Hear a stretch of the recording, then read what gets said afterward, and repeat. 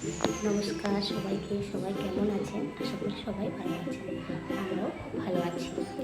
এখন চলে এসেছি ছাদে জামা কাপড় দিতে। আর দেখুন, এটা কিন্তু আমাদের দোতলা, এখনও কমপ্লিট করতে পারিনি। যাই হোক, কাজ এখন চলছে। আর এখন প্রায় 8টার মতন বাজে, সেই জন্য চলে এসেছি কাপড় জামা নেবো আর যেহেতু রান্নার দিকে। আর কালকে কিন্তু বাপের বাড়ি থেকে অনেক সবজি এসেছে। কী কী সবজি এসেছে সেটা কিন্তু আপনাদের দেখাবো, আর কী কী রান্না করি সেটাও দেখাবো। আর ছেলেরা তো কিন্তু সেখানে আজকে চিকেন খাবে, সেই জন্য তার জন্য চিকেনও করতে হবে। আর এখনকার বাচ্চাকে ওই একটা জানা, কোনো জিনিসই সবজি বলুন যা কিছু বলুন তরকারি কোনো কিছু খাবে না, মাছ মাংস ডিম হলেই তাদের চলে যাবে। সেই জন্য কী কী রান্না করে চলুন, পুরো ভিডিওটা দেখতে থাকো। আবার স্নান টান করে দেখা হচ্ছে। এই যে চলে এসেছি রান্নাঘরে। দেখুন, এগুলো লাউ শাক, আর এটা কিন্তু কলমি শাক। এটা কিন্তু কালকে বাজার থেকে নিয়ে এসেছিলো। একটা রান্না করেছিলাম আর একটা রেখে দিয়েছিলাম, ভাবলাম আজকে করব, কিন্তু একদম পেকে নষ্ট হয়ে গেছে পাতাগুলো। আর পেঁপেটা দেখুন কত বড়। আগের বারে যখন গিয়েছিলাম এর থেকেও কিন্তু বড় বড়গুলো গাছের মধ্যে ছিল। আর একটা ছোট, ছোট হলেও কিন্তু অনেকটাই বড়। ফোনে কীরকম বোঝাচ্ছে কে জানে। আর লাউগুলো দেখুন কত লম্বা লম্বা আর সরু, একদম নখ ঢুকে যাচ্ছে কিন্তু।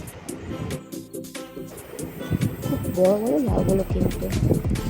আর এত সবজি হয়েছে কি বলবে। আর এই ভেন্ডিগুলো দেখুন, এগুলো আবার নাকি হাইব্রিড ভেন্ডি, কি লম্বা লম্বা। আর দেখে মনে হচ্ছে কিন্তু বয়স হয়ে গেছে, কিন্তু তা না, এগুলো কিন্তু এই রাতেরই, খুব লম্বা লম্বা। আর ঝিঙেগুলো তেমন একটা হয়নি, তবুও যাই হোক, বাপের বাড়ির জিনিস রান্না ভালো লাগে বলুন তো। আর এই যে শশা আর লাউ শাকটা একদম তাজা, মনে হচ্ছে কে যেন নিয়ে এসছে, কেউ বুঝতেই পারবে না যে কালকের কাটা বলে। আর এই যে কুমড়োটা, ভাবছি এই কুমড়োটা কিন্তু আজকে ভাজা করবো। আমার তো কুমড়ো ভাজা খেতে বেশ লাগে। আর এই যে চিকেন নিয়ে চলে এসছে। ছেলে কিন্তু বলে গেছে অন্যভাবে চিকেন রান্না করতে, কেমন জানেন তো? ও ফোনে দেখেছে আদা রসুন পেঁয়াজ তেল গরম মশলা সব কিছু মাখিয়ে ওটা রান্না করতে হবে। ও ফোনে রেসিপিটা দেখেছে, আমাকে বারবার বলে গেছে, মা তুমি কিন্তু এইভাবেই রান্না করবে। সেই জন্য কী আর করা যায়, এইভাবে রান্না করতে আমার এত বিরক্ত লাগলো, কি বলবে। আর ভালোই লাগলো না, আমার ধৈর্যই হারিয়ে যাচ্ছিলো। আমি কিন্তু চিকেন রান্না করলে কষিয়েই রাঁধি, মানে যেরকম সাধারণত রান্না হয়। আর আলু তো না দিলে মাংসে চলেই না। আমার তো মাংসের থেকে আলুটাই বেশি ভালো লাগে। আর যে সস একটু দিয়ে দিলাম, যা যা বলেছে কিন্তু আমি তাই তাই করছি, তা না হলে আবার রাগ দেখাবে বাড়িতে এসে। যাই হোক, এগুলো সব নাকি মাখিয়ে আবার আধা ঘন্টার মতন রাখতে হবে। রাখার পর আবার তেল দিয়ে পেঁয়াজ দিয়ে কষিয়ে করতে হবে। আমাকে বলছিল, মা আমি স্কুল যাবো নি, আমি কিন্তু আজকে রান্নাটা করব। আমি বললাম, না থাক, তোকে স্কুল বন্ধ করে রান্না করতে হবে না, স্কুলে যা, আমি ঠিক রান্না করে রাখবো। অনেক গুছিয়ে সুজিয়ে স্কুলে পাঠিয়েছি। দেখুন, আমার আধ ঘন্টা পরে আমি চলেও এসেছি। তার মাঝখানে কিন্তু টুকটুক করে আলুগুলো ভেজে নিলাম। আর ওই যে শাকটা বললাম না, শাক ভাজা, আর এই যে কুমড়োটা ভাজা করেছি, এই যে শাক ভাজা, তার মধ্যেখানে শাক ভাজাটা করে নিলাম। যাই হোক, এবার তেলটা কড়াই দিয়ে দিই। এই যে চলে এসেছি, তেল দিয়ে দিলাম। অনেকটা পরিমাণে তেল দিয়েছিলাম, তাই এখন একটু অল্প পরিমাণে দিলাম। আর দুটো কাঁচা লঙ্কাগুলো পেকে সেই হয়ে গেছে। আর এই যে কুচনো পেঁয়াজ কটা দিয়ে দিলাম। এরপর এটা ভাজা ভাজা হলে তারপরে আবার চিকেনটা দিতে হবে।